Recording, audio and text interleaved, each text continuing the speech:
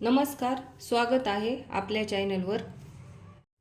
आज आपल्याला आषाढ स्पेशल असा खास पदार्थ बनवायचा आहे।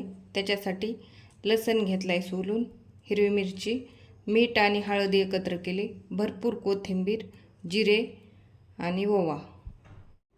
जो आपल्याला पदार्थ करायचा आहे त्याच्यासाठी भरपूर असे तीळ लागणार आहेत। हे गव्हाचं पीठ घेतलंय 1 वाटी आणि जेवढं गव्हाचं पीठ आहे तेवढंच हे ज्वारीचं पीठ आहे। आता हे गव्हाचं पीठ ज्वारीच्या पिठामध्ये मिक्स करून घ्यायचं। गहू आणि ज्वारीचं पीठ एकत्र करून घेतले, त्यामध्ये आता हे घेतलेलं हळद आणि मीठ टाकून घ्यायचं। एका खलबत्त्यामध्ये हे घेतलेले जिरे, ओवा आणि लसूण बारीक करून घ्यायचा।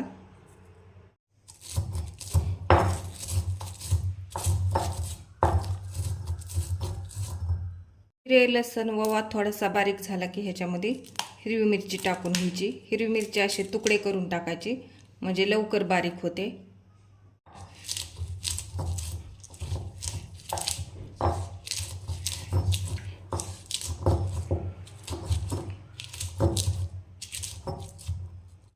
लसूण, जिरे, ओवा, परत हिरवी मिरची बारीक झाली।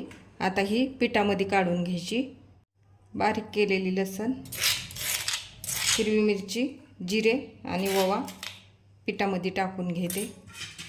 आता ही घेतलेली कोथिंबीर कट करून घेते। आता बारीक केलेली कोथिंबीर पिठामध्ये टाकून घेते। हे सगळ्यात टाकलेल्या वस्तू आणि पीठ मिक्स करून घेते। टाकलेल्या सगळ्या जिन्नस मिक्स झाल्यात। आता पाणी टाकून हे घट्ट गोळा मळून घेते। थोडं थोडं पाणी टाकून त्याचा घट्ट गोळा मळून घ्यायचा। पिठाचा घट्ट असा गोळा मळून घेतलाय। एका वाटीमध्ये तेल घ्यायचंय। आपण घेतलेले जे तीळ आहे ते ह्या ताटामध्ये टाकून घ्यायचे। आता थोडंसं हाताला तेल लावून घ्यायचं आणि ह्या पिठाचे सेम आकाराच्या गोळ्या काढून घ्यायच्यात। त्या गोल करून घ्यायच्या अशा पाहिजे त्या आकाराच्या। हे बघा, अशा सगळ्या पिठाच्या अशा गोळ्या करून ठेवायच्या। पिठाच्या सगळ्या गोळ्या आपण तयार करून घेतल्यात। आता हे तीळ इथे असे पांगून घ्यायचे। त्याच्यामध्ये एक एक गुळी ती अशी बुडवून घ्यायची। अशी व्यवस्थित चौकून तीळ लागावत असे। हे बघा, अशी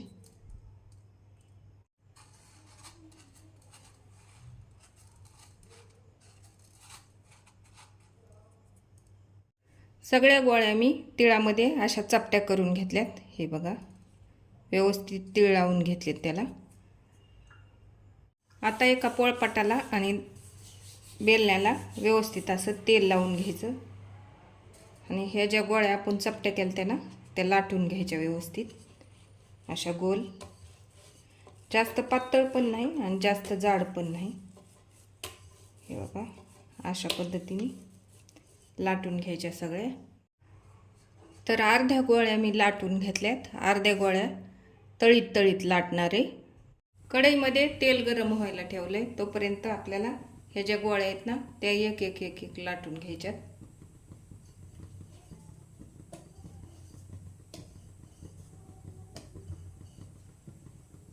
तेल गरम झाले का बघण्यासाठी थोडंसं पीठ टाकून पाहायचं।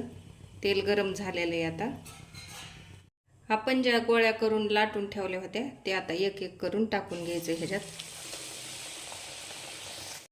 लाटलेल्या सगळ्या गोळ्या मी ह्या मीडियम गॅसवर अशाच तळून घेणार आहे।